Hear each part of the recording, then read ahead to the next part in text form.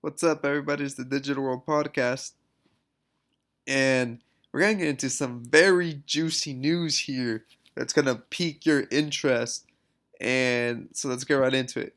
Jeremy Hogan said this: I am prepping for the SEC versus Ripple hearing and did a deep dive into some documents. And look what I found. It's the SEC stating in a public document the digital currency company called Ripple Labs, and we'll get into the document in just a second.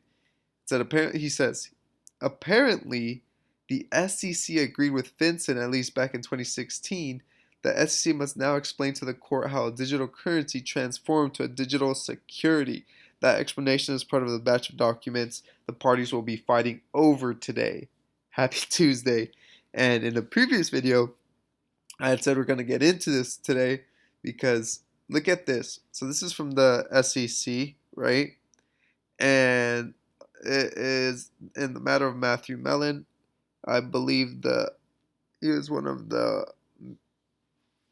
uh, main individuals who uh, was working at BNY Mellon, and we see here that they're so this is what they write from the SEC. Mellon, age 51, is a resident of New York. Mellon is an experienced businessman who is the former chairman of the New York Republican Party Finance Committee. He is a graduate of the University of Pennsylvania's undergraduate Wharton School of Business and currently serves as an advisor for the digital currency company called Ripple Labs. Digital currency. Now, isn't that something? Now, back to this Jeremy Hogan tweet. He says, where is it? Where is it? Oh, now the SEC has to explain how it went from a digital currency and transformed it to a digital security. How do you defend that? And that's what they're arguing today over this batch of documents. So what do you think is going to happen? I'm telling you folks, this is getting very interesting, and I expect some kind of regulatory clarity. It's and maybe the price is running up because of that. And I bet you if something happens where there's some kind of settlement, because remember Gary Gensler, they're going to revisit his confirmation, I believe April 14th. If there is a settlement, and as soon as there's a settlement, he steps in and he goes and sets the standard for this crypto space. What does the price of XRP look like?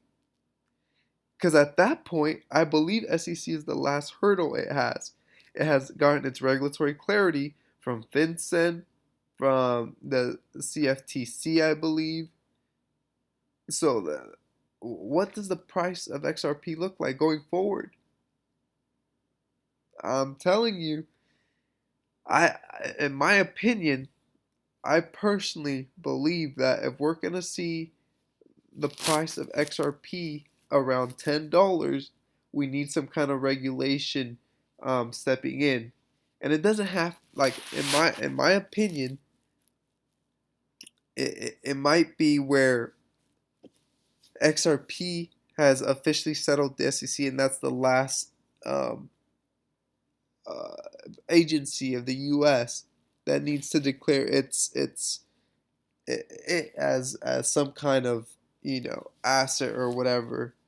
And so once that is done, I that might make XRP the first digital asset to have full regulatory clarity. What happens after that, we'll have to see when Gary Gensler steps in. But it'll have clarity, and all these other assets will be scrambling for it. And that's why I think that $10 is inevitable once this is settled with the SEC.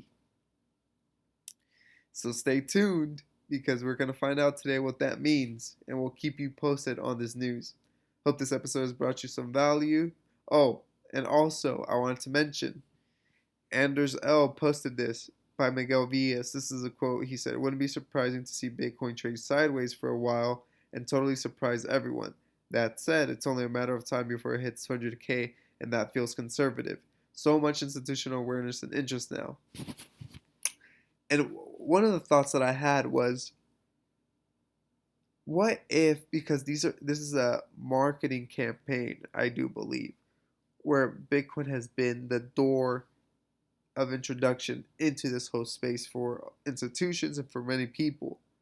So what if it was allowed to keep going in order to drive in all these uh, institutional investors?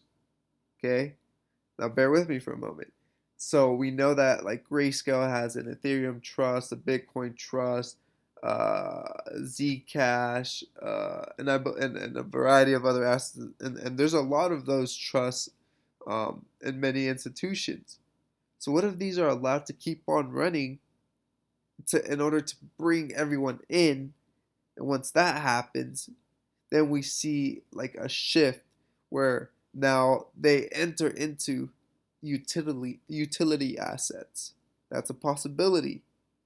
But I don't believe this is gonna end until um, everyone has had the introduction in a sense where all these institutions are able to flow in. And that's just an opinion. My I don't know. It might be an unpopular one, but it's something, or maybe a popular one, because that it could mean that Bitcoin hits astronomical numbers. But it's interesting to entertain these ideas. Doesn't mean you have to fully accept them, but it's a good idea to entertain them. So we'll see.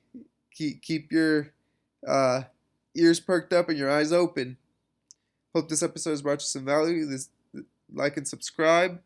And it's interesting to see if Bitcoin hits 200K like Miguel Vias says, surprising everyone. This is the Digital World Podcast, and I'll see you in the next episode.